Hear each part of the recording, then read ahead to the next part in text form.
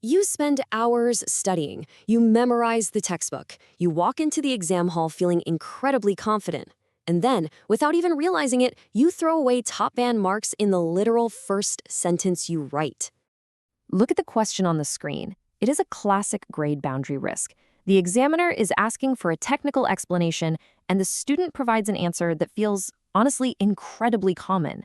In fact, you might have written something very similar to this in your own mock exams. Encryption is when data is locked by SSL so hackers can't see it on the internet. This flawed student answer sounds okay on the surface, doesn't it? But it's an absolute disaster for your mark scheme. It contains a fundamental misunderstanding of what encryption actually does, and it uses incredibly vague terminology that Cambridge examiners absolutely hate. In a moment, I'm going to show you the exact examiner clue that changes this answer completely. But first, you absolutely need the technical framework that makes this hidden examiner clue incredibly obvious. We need to strip away all those bad habits and rebuild your understanding of encryption exactly how the 9626 syllabus demands it. Let's start with the foundational technical process straight from the syllabus, converting readable plain text into completely unreadable ciphertext using an algorithm and a key. You start with something literally anyone can read, you apply a mathematical algorithm and a specific key to it, and you output a jumbled, messy sequence of symbols. So the absolutely crucial point is this definition right here. Encryption is the process of scrambling data so that only authorized people with the correct decryption key can understand it. Notice what it does not say. Remember, encryption does not prevent a cybercriminal from intercepting your data. It purely prevents them from understanding it. That flawed answer from earlier said it stops hackers from seeing it. Actually, that is factually incorrect. They can definitely see the ciphertext. They just can't decipher it. Comparing symmetric and asymmetric encryption reveals a highly testable core difference for your exam. Symmetric uses one shared secret key, making it much faster, but creating a massive risk. How do you get that key to the receiver without a hacker intercepting it? Asymmetric solves this by using a public and private key pair, but it's mathematically complex and, because of that, much slower. Now, what's really interesting is how these asymmetric mechanics actually operate in the real world.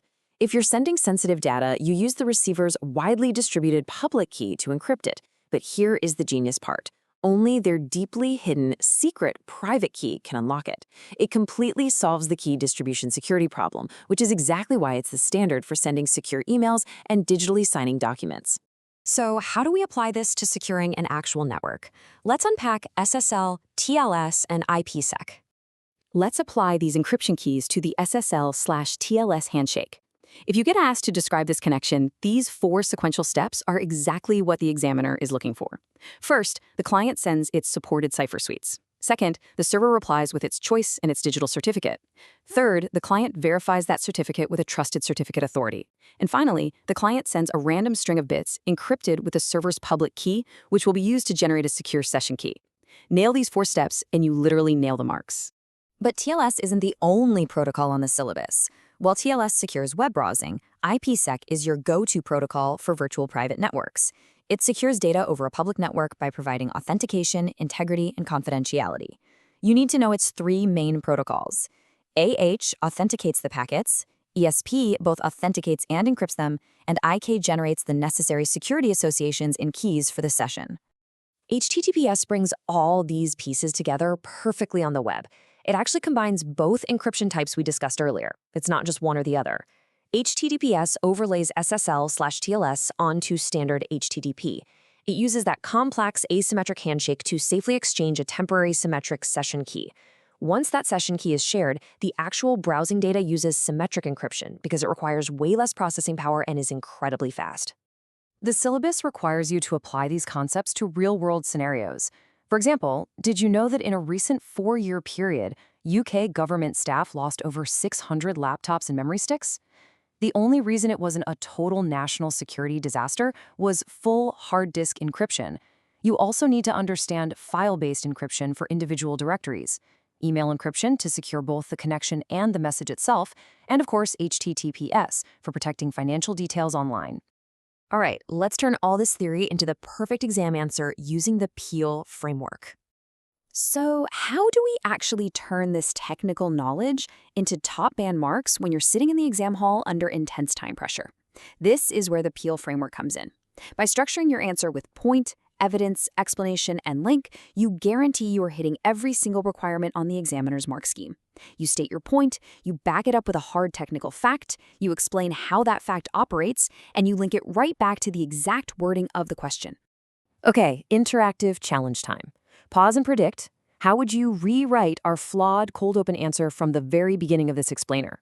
Try using the SSL/TLS handshake facts we just learned and plugging them into the Peel structure. Think about replacing vague words like locked and can't see with actual technical vocabulary.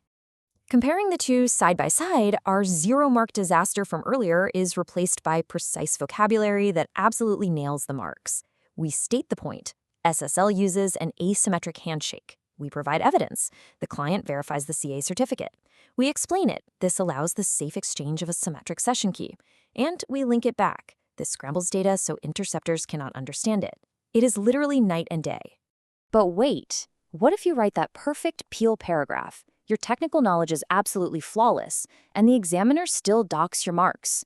Believe it or not, this happens all the time, and the examiner feedback usually sounds exactly like this. The technical knowledge of encryption was perfect, but the student completely misread the command word. Your technical knowledge of encryption is flawless now, but it is completely useless if you don't decode the command word at the very start of the question.